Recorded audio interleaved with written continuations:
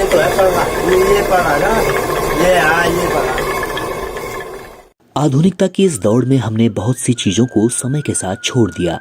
मशीनीकरण के युग में जीवन शैली सरल जरूर हुई है, लेकिन कई प्राचीन धरोहरों से हम दूर भी होते गए। ऐसे ही परंपरागत साधन घराट पहाड़ की लोक संस्कृति से दूर हो चुके हैं, जो धीरे धीरे अपना अस्तित्व खोते जा रहे हैं।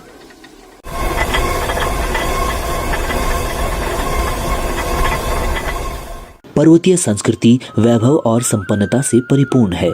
यहाँ की प्राचीन धरोहर इसे खास बनाती है और परंपराएं आकर्षण का काम करती हैं। यहाँ की जीवन शैली में कभी ये घराट हर आदमी की जरूरत थी, लेकिन अब घराट का किसी गांव में मिलना ईद के चांद जैसा ही है।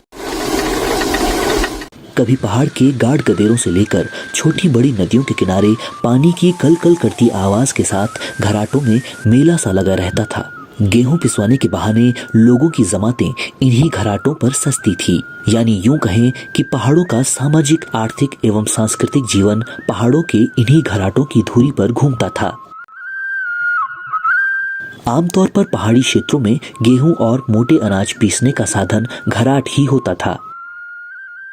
ये घराट प्राचीन विज्ञान के प्रतीक भी हैं और अर्थव्यवस्था के भी। बिल्कुल बिल्कुल। पानी से चलते हुए इन पर कई क्विंटल आटा हर दिन पीसा जाता था, जिसकी वैज्ञानिक प्रणाली पानी की गति पर निर्भर करती है। ये तो है पढ़ना, ये पढ़ा ना, ये पढ़ा। वहीं घराट संचालक को अनाज पीसने के बदले आटा एवं अन्य खाद्य सामग्रियां दी जाती थी, जिससे उसकी रोजी रोटी चलती थी।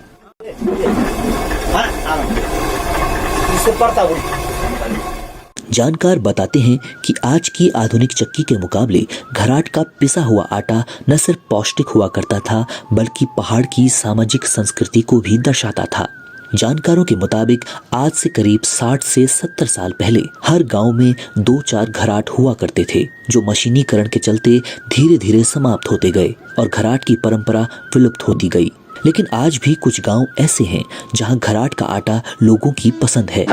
23 साल तो मेरे को फौज से आए हो गया, और उससे पहले भी जब हम होश हवास वाले हुए तब से हम चलाए इसको। लोग काफी दूर चाहते हैं।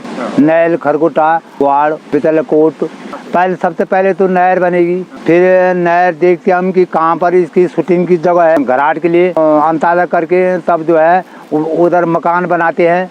मकान बना के इसके 2 मकान होती है, एक नीचे है एक ऊपर है।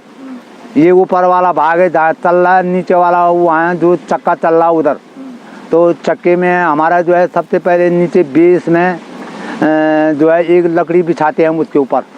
फिर उसके बाद उस लकड़ी पर जो है 3 छेद करते हैं। एक दीवार के सारे जो कि इधर ना निकले, वो दीवार के सारे टिकाते हैं उस लकड़ी को। पानी में रहती है वो लकड़ी। फिर उसके बाद जो है लकड़ी का ये चक्का बनाते हैं, उसमें पंख लगाते हैं लकड़ी के।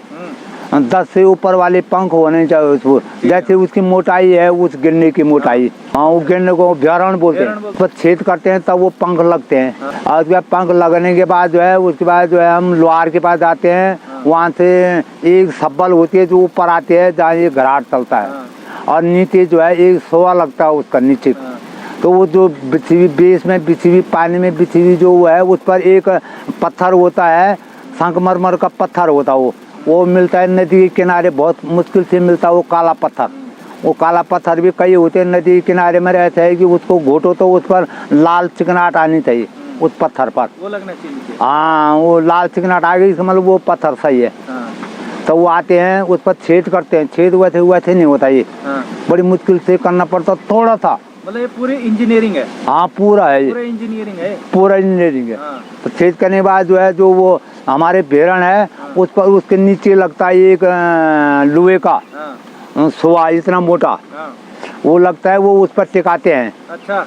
और टिकाने के बाद तब वो भेड़न लग जाती है, उस पर पंख लगते हैं। उसके ऊपर एक व्योपारा लगता है, लकड़ी का रहता वो, ये बुरांस उसका किसी भी चीज़ का हो सकता है। और उसके बाद उस पर एक सब्बल लगती है। सबल तकरीबन जैसी ऊंचाई है 1 फीट 2 फीट 2.5 फीट की सबल लगती है। हैं वो सबल ऊपर आती है। तो जो हमारा ये ऊपर जमा हुआ पत्थर है वो जो वो पत्थर जमने के बाद उसके ऊपर निकालते हैं उसको, और उसके बाद जो है उस पर जो है एक ये उन्हें ज़्यादा करी हम झूम लगाना, शो लगाना, तोती बोलते हैं उसको, जो ये बीस जमा हुआ है जिस पर ये पत्थर है, उसका सारा जो है तोती बोलाना होता है। तोती के अंदर जो है वो सबल ऊपर आती है। अच्छा, तो उस पे ऊपर वो चलता है। आता ऊपर सबल के बाद जो है कुल्थ है, लोहे का है वो, जो इसके ऊपर वाले को पकड़ता है और तब जो है वो घूमता है। मशीनों का युग जब आया तो घराट विलुप्ति की कगार पर पहुंच गए, लेकिन घराट की उपयोगिता कम नहीं हुई। ऐसे में आज जरूरत है घराटों के आधुनिकीकरण पर ध्यान देने की, जिससे पहाड़ की इस धरोहर और परंपरा के साथ इससे चलने वाला कुटीर उद्योग पुनर्जीवित किया जा सके।